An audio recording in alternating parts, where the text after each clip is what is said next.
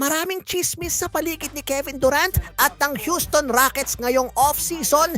Kesyo trade, kesyo laos, kesyo may issue sa kakampi. Ano ba talaga? Maraming usap-usapan na target siya ng Detroit Pistons para ipares kay Cade Cunningham.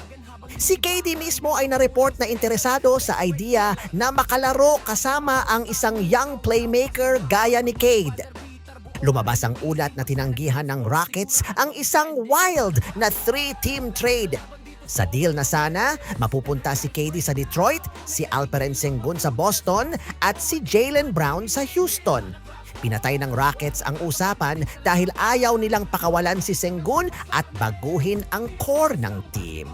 Mukhang all-in ang Rockets kay KD. Ang mga moves sa free agency tulad ng pagkuha kina Marcus Smart at Bogdan Bogdanovic ay malinaw na pahiwatig na gusto nilang mag-compete agad habang nandyan pa si Durant.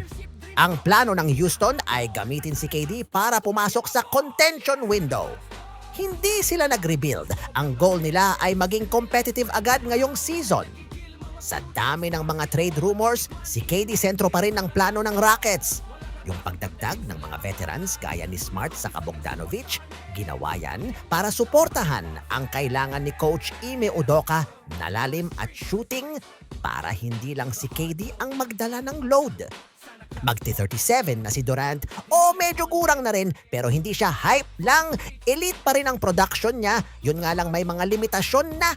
Last season, nag-average siya ng 26.0 points, 5.5 rebounds at 4.8 assists na may 52.0% sa field.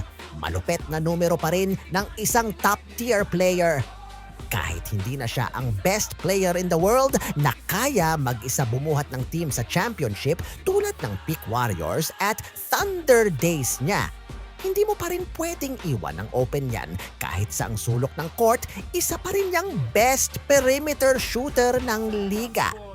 Ang consensus ay kailangan niya ng matibay na supporting cast gaya ng pag-develop pa ng consistency ni Alperen Sengun sa Houston. Hindi na siya yung player na guaranteed win sa playoff intensity nang siya lang ang inaasahan, lalo na't nakikita ang epekto ng kanyang age sa injury management, madalas na lang nasa day-to-day status. Si KD, hindi siya laos pero hindi na siya yung all-around engine na kayang mag-isa. Elite scorer pa rin siya pero kailangan niya ng tamang sistema at mga kasamahan para maging tunay na contender ang team niya. Sa tingin mo, bossing, contender pa rin ba Houston pag andyan si Durant? O wala na, lipas na talaga? Pang-hype na lang? Sige, comment mo na lang dyan sa baba. Peace out!